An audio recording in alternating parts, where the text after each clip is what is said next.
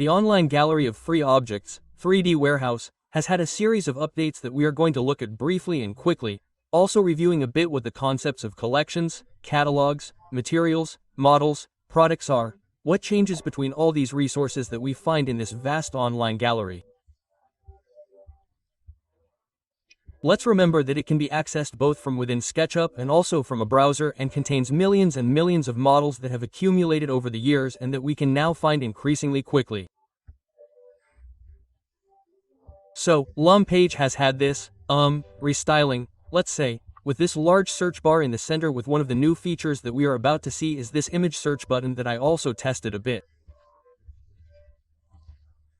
Later I will show some better and some less good results that can be achieved with this feature.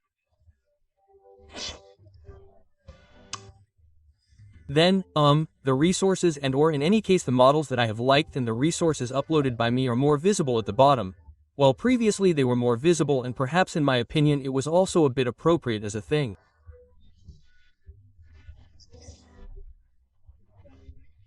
The resources uploaded by others gave me a slightly larger idea of the vastness of this gallery, while now what we find is this large search bar waiting for us. I'll say one thing right away, which is that I can do it directly by clicking on Send without typing anything. I'll say this right away because I was a bit disappointed that there weren't any filters that were added some time ago, but which were visible on the home page until a few days ago and are important for filtering. There are millions of objects, so maybe if you're looking for lighting elements, let's say Apply. So, even without entering a search term, you can still search in this way to browse through them in a, let's say, rough way. If I really want to take inspiration from, let's say, a lot of lighting objects, I still have this option, that of using the categories and subcategories. I go back to the home page. So on the home page here we have this big search bar where I type my search term. Let's say, Porta, and I click play. I'd like to give you some pointers because I often see confusion and disorientation between these buttons that we find up here, which actually have a very specific function. You have to be good at searching, let's say.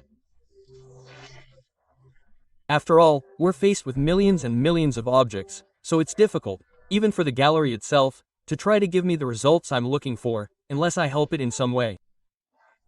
So, briefly, what are these buttons up there? Products are objects uploaded by real companies, so they have a certain reliability. They're reliable, they're well made, they have nice textures, they're the right size, they're actually purchasable if I'm really interested in them for my projects. While models, this is the big distinction between these first two buttons, are objects uploaded by any user in the world. You can already see that in the names.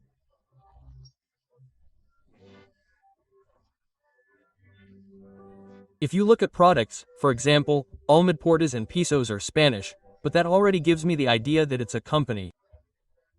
If I go to models, instead, I see the first and last names of the people. Bruno, for example, uploaded this door here, Taina, David and so on. Here are all the users in the world. As you know, they can publish objects here, so they are well made, not so well made, invented textures, not invented, right measurements, wrong measurements. You have to do a search, in short, with a bit more criteria and with a bit of the benefit of the doubt. So I download the object and then I check it carefully. I see if it is well made. As you can see, there's already a small mistake here, like there is a towel. This term door has nothing to do with the object door as I obviously wanted to understand it, so here I go back to mentioning the important filters to help with the search.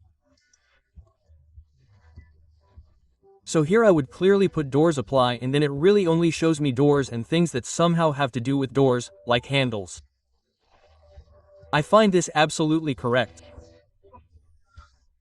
This is done by a sort of, as the people at Trimble call it, artificial intelligence that scans through the thousands of models available for objects and has cataloged them all so that they are easily found through these categories and subcategories.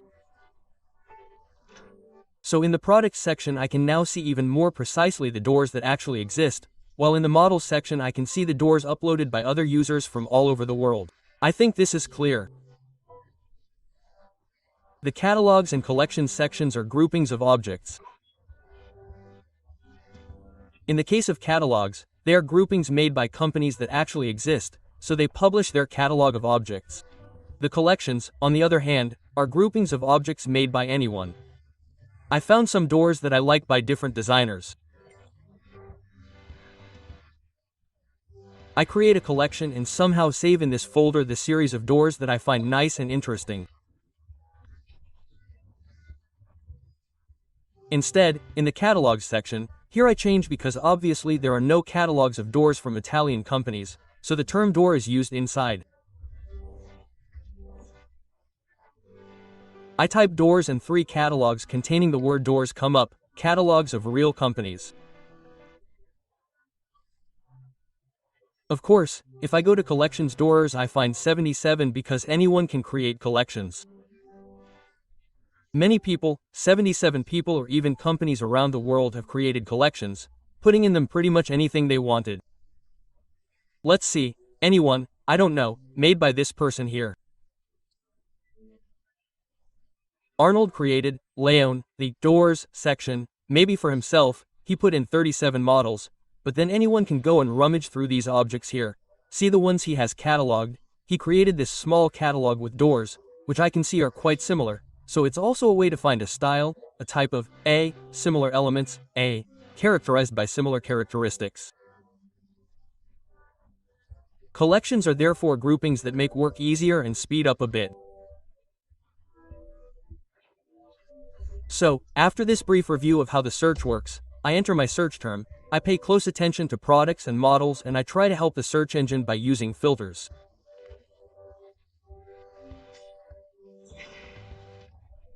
So, 2 major new features that have been introduced that add to what I just said are image searches or not.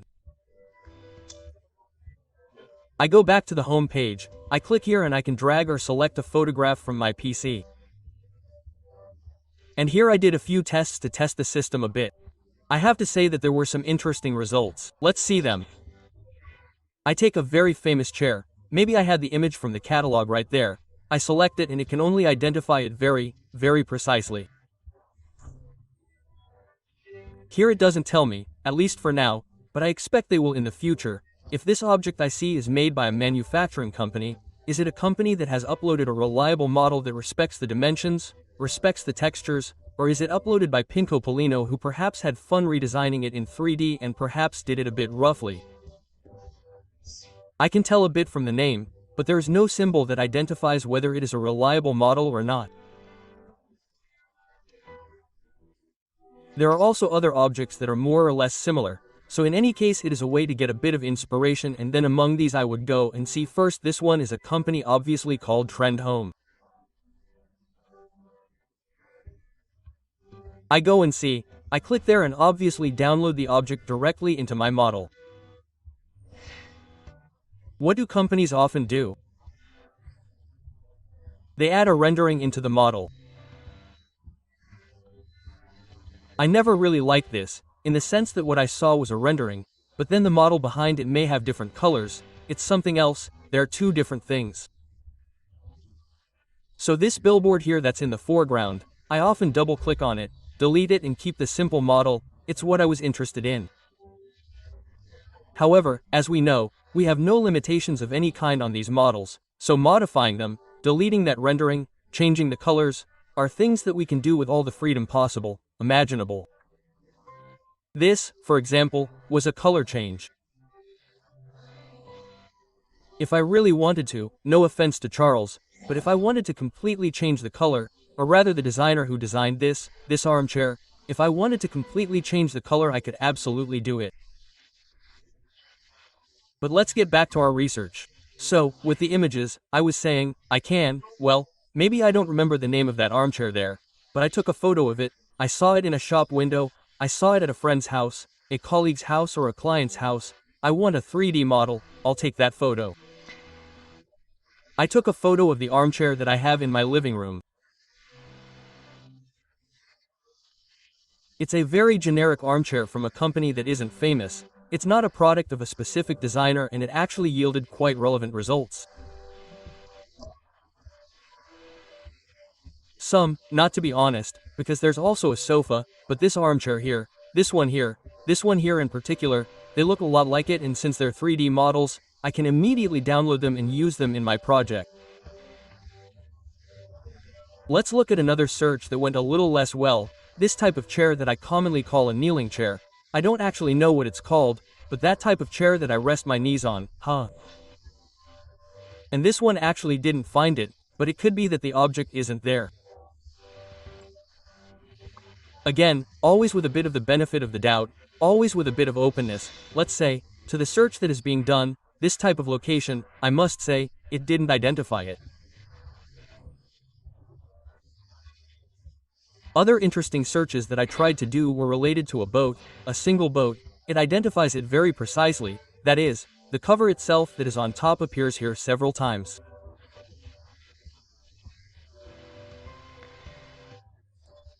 I was particularly surprised when I did a search, but I repeat, it was just a bit like that. A test of a bicycle that is a mountain bike. I uploaded the photo of a bicycle and it identified, in particular, for the most part mountain bikes and also full suspension, so very similar. These results, I see, are mostly mountain bikes, so they are very similar to what was seen, which was not a city bike, even if here it also shows me racing bikes or other types. What do I mean? So, it depends a bit on the photo, maybe it depends on the framing, let's pay attention to that aspect too. It's a new way, an additional possibility, maybe of an object, I don't remember the name, I don't know the name, but with a photo I try to, scan through these millions of objects present and maybe I search for and maybe I find that 3D model I was looking for. Another big, let's say new or in any case improved, and with this I'll close, is the search by materials. In fact, we can now, see very, very clearly the materials section up here.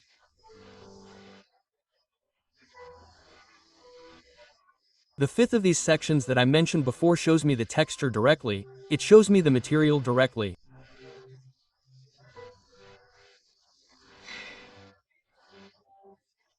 Let's be clear, these are materials that are included, incorporated, part of some model, some product, some 3D model actually present in the online gallery, but it goes and extracts the content from those models. Let's try with another term, tiles, 161,000 results. Okay, I put white, 13,000, so it's sensitive to searches with fairly specific terms, square, 2,000 results.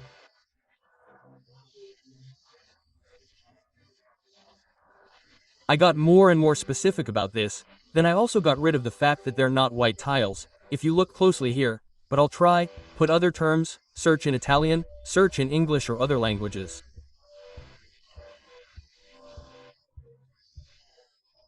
These are materials that can be used directly, so I click the download button and I'll immediately use this material in my project.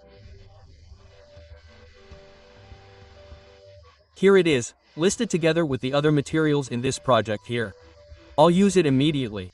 Let's see another test that I did a little while ago with this stone. Well, it's not over with the materials, that's the very last thing I'll end with.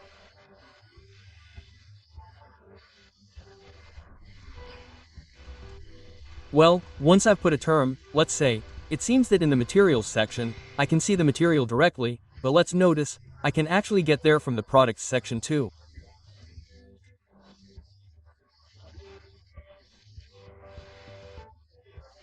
There's a little button to see the materials included in that specific model there. Let's also go to the models section. If I type parquet, I get this, which is a nice catalog, a set of textures all included in the same model, which at that point acts as a catalog of textures.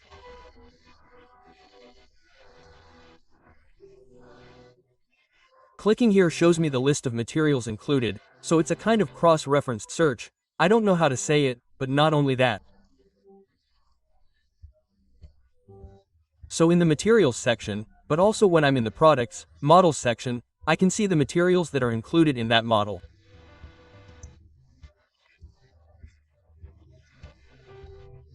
And again, there's the download button with which I can download the texture in the project I'm working on in a super immediate and intuitive way.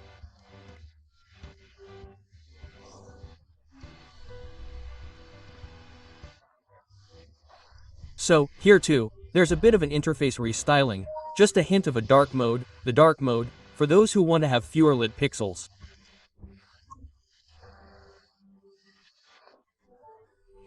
I'll go back to the light mode, otherwise it's easy. It was possible before, but it was a bit more hidden, let's say, this option. Now instead we have it at the top right, very, very quick to reach. Big search button, image search and material search, all much more and more convenient to try to make the content of this huge and ever-expanding gallery more and more usable.